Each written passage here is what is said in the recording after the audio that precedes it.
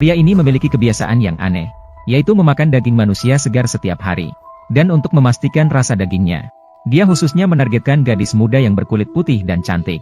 Setelah menghancurkan tubuh korban, dia mengatur dengan rapi sesuai urutan masuk pertama keluar pertama. Makanan yang enak dia simpan di dalam freezer. Makanan yang tidak enak dia hancurkan dan beri anjing. Dia benar-benar mesin pembunuh dalam hal keanehan. Yang lebih menakutkan adalah, dia juga memiliki seorang kakak laki-laki. Dalam hal tingkat keanehan, hanya meningkat dan tidak berkurang. Siang hari dia menyamar sebagai sopir bus sekolah. Tapi begitu malam tiba, dia langsung berubah menjadi iblis berdarah. Mulai dengan kejam memburu mangsa. Seperti gadis di depannya. Karena jalan kecil yang sempit, tidak bisa naik mobil. Ini menjadi buruan favorit yang paling disukai oleh Tuan Peu. Dengan alasan mengantar dalam perjalanan, dia terus mencoba membujuknya untuk naik mobil. Awalnya, gadis itu juga sangat waspada. Tapi sayangnya, si tua berhasil merayunya. Ditambah lagi dengan tanda yang mengurangi kewaspadaan seperti bus sekolah. Sulit untuk tidak memberikan perasaan bertemu dengan orang baik. Namun, setelah naik ke dalam mobil, semua suasana berubah. Lau Peu tidak lagi berbicara. Mobil mulai bergerak menuju daerah terpencil. Ketika gadis itu menyadari, semuanya sudah terlambat.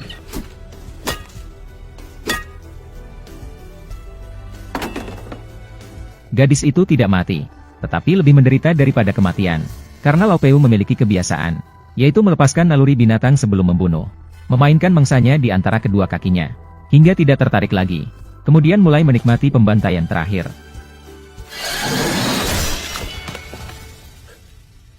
Jika dikatakan bahwa akhir dari setan adalah kematian, akhir cerita Peu yang lama itu, dapat dikatakan matinya membuat orang senang. Karena Lau Peu tidak pernah bermimpi, dia akan menghadapi seseorang selanjutnya. Akan menjadi keberadaan yang bahkan membuat setan takut. Di jalan kecil yang sama, Lau Peu bertemu mangsa baru. Gadis ini terjebak di dalam mobil karena ban pecah. Hanya bisa tinggal di dalam mobil dan menunggu bantuan di jalan. Kendaraan sekolah tua tetap berada di tempatnya. Pertama, dia berpura-pura menjadi orang baik dan menyapa. Kemudian dia berpura-pura memeriksa kondisi ban. Dia bilang padamu bahwa dia benar-benar orang yang baik hati. Tapi kali ini tidak peduli bagaimana dia berpura-pura.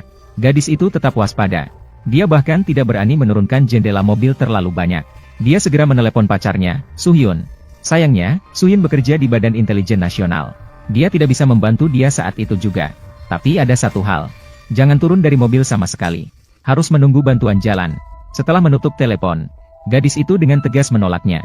Namun, tampaknya si tua juga sedikit waspada.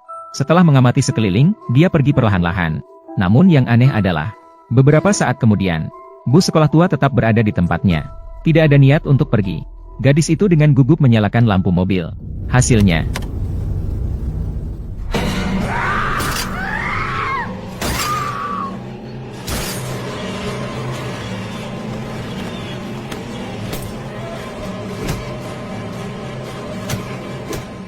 hanya dalam waktu 1 menit, gadis itu kehilangan kemampuan untuk melawan. Seluruh mobil terasa seperti neraka. Tuan Park membawanya ke tempat pemotongan hewan. Berpikir sejenak, tidak tahu bagaimana cara terbaik untuk memulainya. Namun pada saat itu, gadis itu memohon, "Bisakah kamu membiarkanku pergi?" "Mengapa?" "Saya hamil." Permohonan gadis itu, sepertinya itu mengguncang emosi Tuan Park. Namun bukan menjadi terharu, melainkan semakin bersemangat. Pada hari berikutnya, beberapa anak kecil bermain di tepi sungai. Tanpa sengaja menemukan sebuah kantong plastik hitam. Dia mengira ada barang berharga di dalamnya. Ternyata ketika dibuka, ternyata itu adalah sepotong telinga yang terpotong. Polisi segera tiba, dan melakukan pencarian intensif. Menemukan sisa-sisa kepala. Hanya adegan kekejaman dan kekejaman ini, membuat siapapun yang melihatnya terguncang. Saat kepala itu diangkat ke darat, baik Yijie maupun Xiuxian terkejut dan terpaku di tempat. Rasa putus asa dan kehilangan harapan muncul secara alami. Tidak ada yang tahu bagaimana Siwon bertahan. Ketika atasan melihatnya, Siwon sudah menghapus air matanya, dan mengambil cuti berduka yang cukup lama. Atasan tidak memperdulikannya, bahkan memberitahu Siwon untuk beristirahat lebih lama, kembali bekerja setelah kondisinya membaik. Namun yang tidak diketahui atasan adalah, alasan Siwon mengambil cuti panjang, bukan untuk meredakan perasaannya sendiri, tetapi untuk memberikan batas waktu kematian kepada Tuan Park. Melalui informasi yang diperoleh dari kantor polisi, Siwon berhasil mengidentifikasi 4 tersangka. Mereka semua memiliki catatan kriminal, dan pernah muncul di sekitar tempat kejadian. Siwon tidak berbicara banyak. Dia mencari mereka satu persatu. Setelah menggunakan beberapa tindakan kekerasan, 2 di antaranya segera dieliminasi. Dan dia mengunci pandangannya pada Tuan Park. Awalnya Siwon juga tidak yakin itu dia. Namun setelah menyelidiki rumah Tuan Park, dia menemukan istrinya hilang. Hanya meninggalkan orang tua dan seorang anak laki-laki di rumah. Dan tidak kembali selama 6 tahun setelah pergi. Jadi orang seperti ini pasti memiliki gangguan psikologis. Tetapi yang membuat Soo-hyun yakin adalah di dalam rumah kaca tempat kerja Pak Park, dia menemukan banyak lemari yang terkunci. Cobalah bertanya, di tempat yang begitu sederhana ini, apalagi yang layak dicuri? Soo-hyun membuka lemari dengan paksa. Di dalamnya penuh dengan pakaian dalam wanita dan berbagai macam perhiasan dan sepatu. Sekarang, Pak Park adalah pembunuh tanpa keraguan dan mengikuti ke tempat yang lebih dalam. Rumah ini penuh dengan noda darah yang belum kering. Bau darah memenuhi seluruh rumah. Dan di dalam bak pembuangan, Soo-hyun menemukan sebuah cincin. Cincin pernikahan yang telah dia sepakati dengan istrinya. Soo-hyun tidak berniat melaporkan ke polisi. Dia juga tidak pernah berpikir untuk menggunakan cara yang adil untuk membalas dendam. Sementara itu, Pak Park mengendarai bus sekolah. Sekali lagi menargetkan mangsanya hari ini. Dia di antara banyak siswa. Dia tertarik pada seorang mahasiswi yang putih dan bersih. Menunggu hingga tidak ada orang di sekitar. Dia langsung mengikatnya kembali ke tempat tinggalnya sendiri. Semakin gadis itu berjuang, wajah jahat tua Peu semakin bersemangat. Juga di saat-saat terakhir ini, tiba-tiba suara aneh mengganggunya. Peu berhenti bergerak. Dia mengambil sabit di sampingnya dan pergi mengikuti suara itu.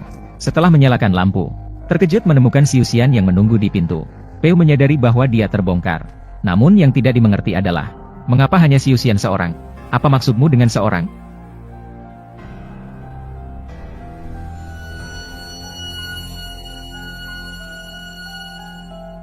Melihat lawan tidak berkata-kata, keberanian Peu justru meningkat. Karena dia tidak mau bicara, maka dia akan membunuhnya tanpa bisa bicara.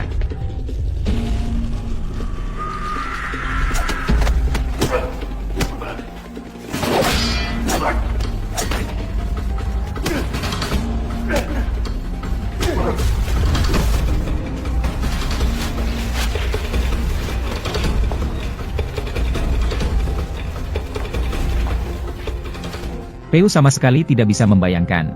Orang yang dia temui kali ini sangat kuat. Tidak lama setelah itu, dia dicekik oleh Siusian sehingga tidak bisa bernapas. Namun yang aneh adalah, Siusian tidak membunuh Peu. Tapi saat Peu pingsan, dia memasukkan sesuatu ke mulutnya. Setelah pastikan Tuan Park menelan, dia menginjak lengan dan pergi dari sini. Menonton drama dalam kabut. Setelah Tuan Park bangun, dia sangat sakit. Tetapi yang lebih membuat bingung adalah lukisan. Ternyata Soo-hyun meninggalkan biaya pengobatan. Seperti takut dia mati dalam drama. Tuan Park tidak mengerti mengapa. Tapi tidak perlu dipikirkan terlalu banyak. Yang terpenting adalah meninggalkan tempat ini terlebih dahulu.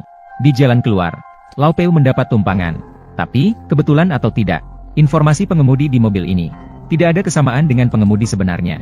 Ditambah dengan tanda-tanda pertarungan yang berantakan. Old Park langsung mengerti dengan sekali pandang. Dia sedang menghadapi perampokan. Tapi apa artinya ini? Dia sudah marah sejak awal. Kali ini dia punya tempat untuk melampiaskan. Apalagi, dia tidak berniat membayar sejak awal. Kamu punya keberuntungan yang buruk.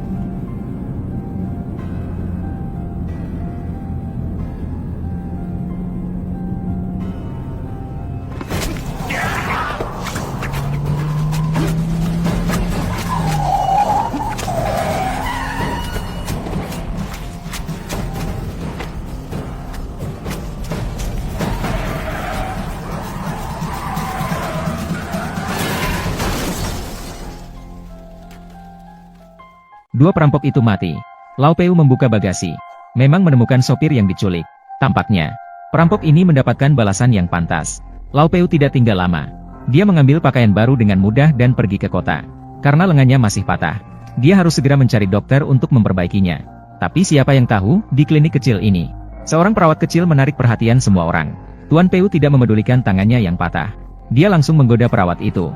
Tapi penampilannya yang menjijikkan ini membuat perawat kecil itu ketakutan. Gadis itu tidak berani banyak bicara. Tunggu sampai Lau Peu pergi.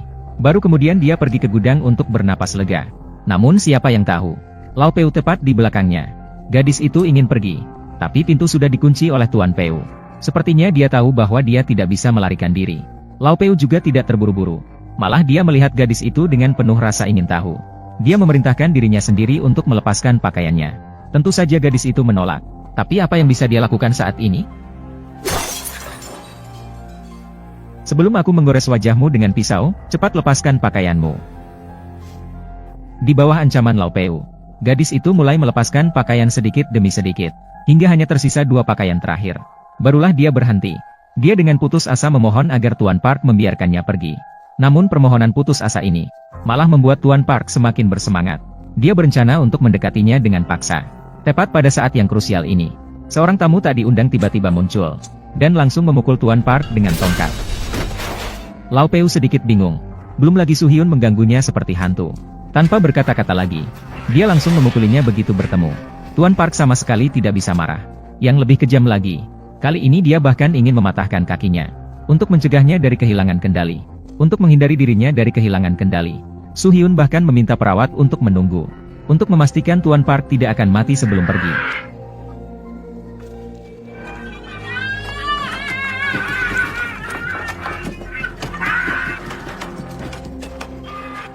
Old Park pingsan karena sakit.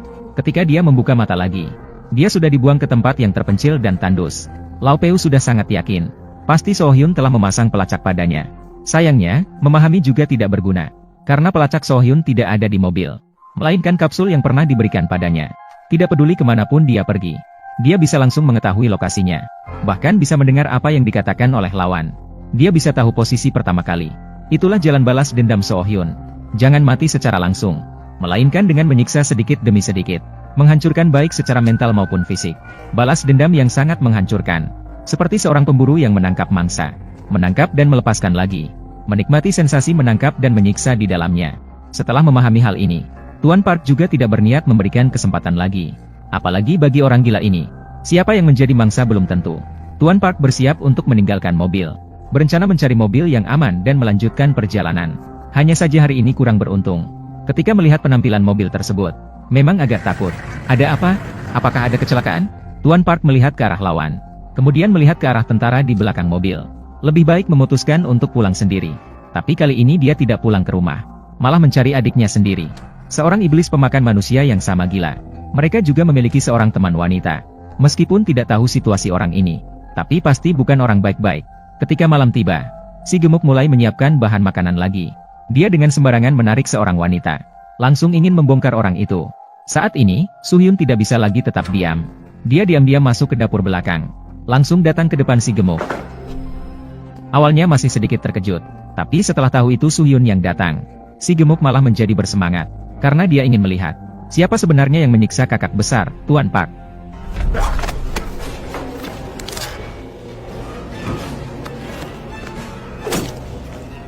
Sayangnya, si gemuk hanya memiliki kekuatan fisik, tapi dia tidak memiliki pengalaman bertarung.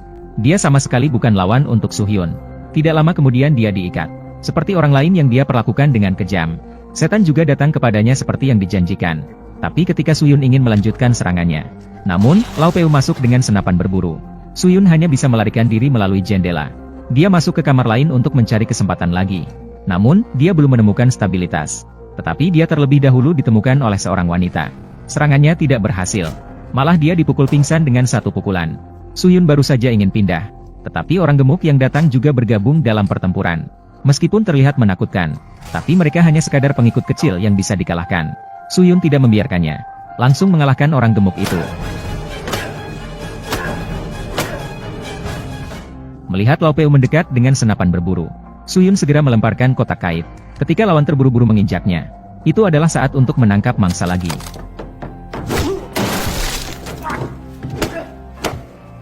Menghantam belakang kepala Lau Peu, Su Hyun tidak tahu berapa kali dia memukul dengan keras. Bahkan dia sendiri agak bingung. Untungnya, beberapa akal sehat kembali. Dia akhirnya perlahan-lahan berhenti.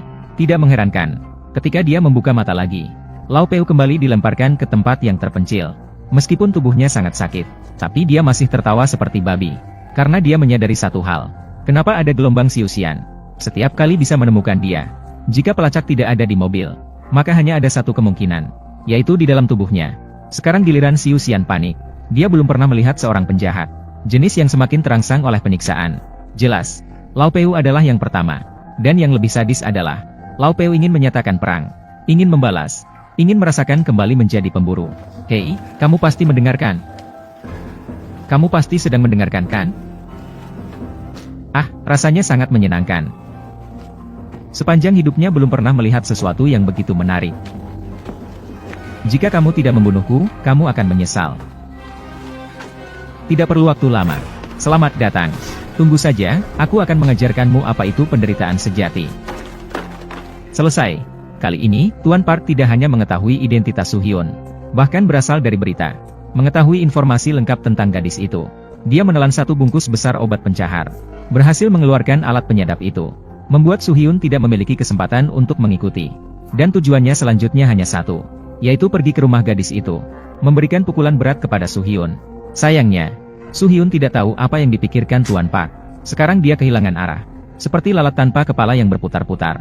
Namun dia tidak tahu. Tetapi orang lain pasti tahu sesuatu. Itu adalah orang gemuk yang sama-sama aneh. Soo-hyun datang ke rumah sakit. Melewati pengawasan polisi. Pengawasan yang ketat. Akhirnya menemukan satu sama lain di tempat tidur rumah sakit. Dia menginterogasi orang gendut dengan keras. Tuan Park yang tidak punya tempat untuk pergi. Akhirnya akan pergi kemana? Si gemuk masih agak bingung. Tapi setelah dia menyadari, dia malah tertawa dengan sangat senang. Karena dia tidak mengerti apa yang terjadi. Lau Peu adalah pria yang harus membalas amarahnya. Dan dia akan membalas dengan kejam berlipat ganda. Sementara Si Xian peduli dengan keluarganya. Lau Peu pasti akan memulai dengan keluarganya. Sampai semua kerabatnya mati. Orang itu sebelum membunuh setiap kali akan memberikan sensasi kepada lawannya terlebih dahulu. Keluargamu pasti senang. Mendengar suara tawa si gemuk, Si Xian tidak bisa menahan diri lagi. Dia langsung membuka mulut orang itu. Kalau begitu, biar dia tidak bisa menutup mulutnya seumur hidup. Biarkan dia tidak bisa menutup mulutnya seumur hidup. Setelah menyelesaikan urusannya, Si Xian segera menuju rumah mertuanya dengan terburu-buru. Dia menelepon dengan keras sepanjang jalan. Tapi dia tidak pernah mendapatkan orang yang menjawab telepon. Ketika Si Xian tiba di rumah mertuanya, dia hanya melihat polisi yang mengelilingi. Mertuanya dipukuli hingga babak belur. Meskipun masih bernapas, namun segera mencapai ujungnya.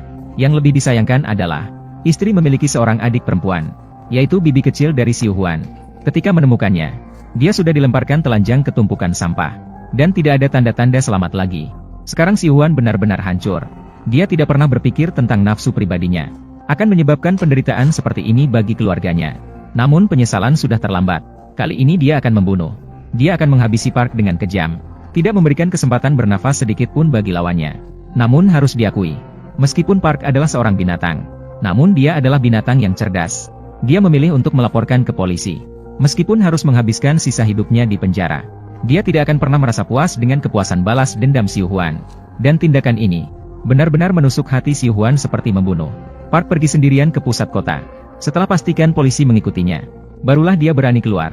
Dia ahli dalam dua bidang. Memohon agar keadilan melindunginya dengan segera. Namun saat polisi bergerak, akhirnya, di saat terakhir, berhasil menculik Pak Pusaka.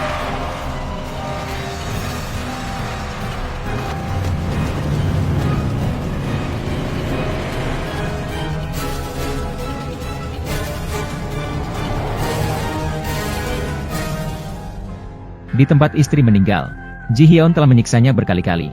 Tapi tidak peduli seberapa sakitnya. Tetapi tidak pernah mendengar permohonan maaf yang tulus. Seolah-olah di dunia Pak Pusaka, hanya ada pembunuhan dan pembunuhan tanpa henti. Ji Hyeon tidak berbicara lagi. Dia meminta Pak Pusaka menggigit tali. Setelah tali melingkar di sekitar pintu, tepat menggantungkan pisau penggal di atas kepala. Asalkan Pak Pusaka membuka mulutnya, pisau penggal itu pasti akan jatuh. Tapi jika tidak melepaskan, maka harus bertahan dengan penderitaan di depan neraka.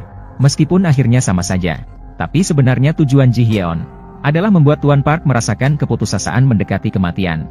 Tapi siapa yang tahu pada saat berikutnya, malah membuat semua orang terkejut.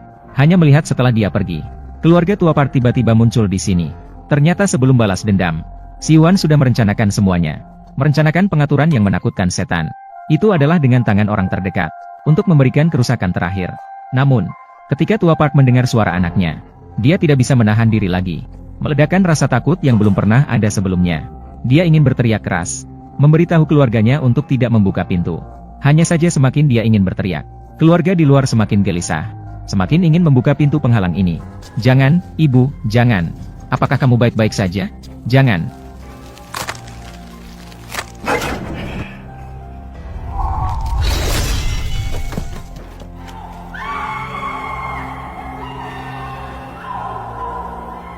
Lau Peu sudah mati. Balas dendam Si Huan juga berhasil. Namun, balas dendam ini datang dengan sangat menyakitkan. Film ini berjudul Melihat Iblis. Tapi pada akhirnya, siapa yang sebenarnya iblis? Apakah itu Tuapak yang membunuh tanpa belas kasihan? Apakah Shoyun yang menghukum orang jahat? Saya kira tidak demikian. Lao Peu adalah seorang dengan gen kekerasan. Dia adalah seorang penjahat yang tidak mengikuti hukum dan kemanusiaan. Tindakannya menakutkan. Namun, dia akan ditindas oleh orang yang lebih kuat. Jadi, dia hanya seorang penderita gangguan mental. Namun, melihat Shoyun, apakah dia juga setan? Seseorang dengan kecerdasan tinggi. Seorang pejabat tinggi yang bekerja di CIA. Seseorang yang ingin membalas dendam atas kematian istrinya. Seseorang yang berusaha dengan segala cara untuk mendapatkan kembali perasaan keberadaan istrinya. Bagaimana orang seperti itu bisa menjadi setan? Sebenarnya, tindakan Shoyun tidak salah. Dalam kehidupan nyata, siapa yang rela menderita begitu banyak penderitaan tanpa bertindak? Hanya saja, yang tidak dilihat oleh Shoyun adalah hatinya, yang menyimpan binatang buas yang lebih kuat daripada kebaikan. Seperti seorang determinator. Dia tahu dia akan kalah. Dia tahu akhir yang menantinya pasti akan hancur. Namun di dalam hatinya ada binatang liar yang selalu menipunya sendiri. Mendorongnya untuk bertindak dengan cara yang bertentangan dengan keinginannya. Akhirnya membuatnya terjerumus ke dalam jurang. Setiap orang memiliki sisi baik dan jahat dalam hatinya. Sebagian besar orang akan menekan binatang buas yang jahat di dalam hatinya. Menunjukkan sifat kebaikannya. Sebenarnya balas dendamnya sangat mudah bagi Suhyun. Dia hanya perlu membunuh Oh Bok dengan satu tebasan. Untuk mencapai hasil akhir yang diinginkannya. Namun dia tidak melakukannya. Malah dia bermain permainan kucing dan tikus. Ingin merusak lawan secara perlahan secara mental. Namun justru dalam proses ini, dia mulai kehilangan dirinya. Kehilangan hukum. Kehilangan nurani dan sisi kemanusiaannya. Membuatnya menjadi iblis dan melawan iblis. Bahkan jika ayah mertua dan adik iparnya dibunuh. Masih ada keyakinan balas dendam yang menghantuinya. Mengakibatkan Suhyun tidak pernah menelan kekecewaan ini. Sampai setelah Lao Peu mati sepenuhnya. Dunia dalam hatinya juga hancur seketika. Akhirnya dalam kegelapan. Melihat binatang buas yang menguasai seluruh hatinya. Melihat dengan jelas semua yang telah dilakukannya. Inilah mengapa pada akhirnya, Old Park mengatakan satu kalimat padanya. Aku, tidak ada rasa sakit. Di tempatku ini, aku tidak bisa mendapatkan apapun. Kamu sudah kalah. Ya, Xiu Xian yang tampak sukses. Sebenarnya dia kalah dengan tuntas. Dibandingkan dengan Lao Peu yang tidak memiliki hati nurani. Xiu Xian bisa dikatakan kalah dengan malu-malu. Meskipun sutradara membuat film tentang balas dendam, tapi sebenarnya ingin memberitahu semua orang. Balas dendam juga membutuhkan banyak pengorbanan yang menyakitkan. Jangan lupa, ketika kamu menatap jurang, sebenarnya jurang juga menatapmu. Jadi, jika hidup tidak berjalan sesuai keinginan, jangan menatap jurang. Hiduplah dengan baik, hanya dengan menjadi lebih baik dan kuat. Itu adalah balasan yang pedih terhadap semua penderitaan.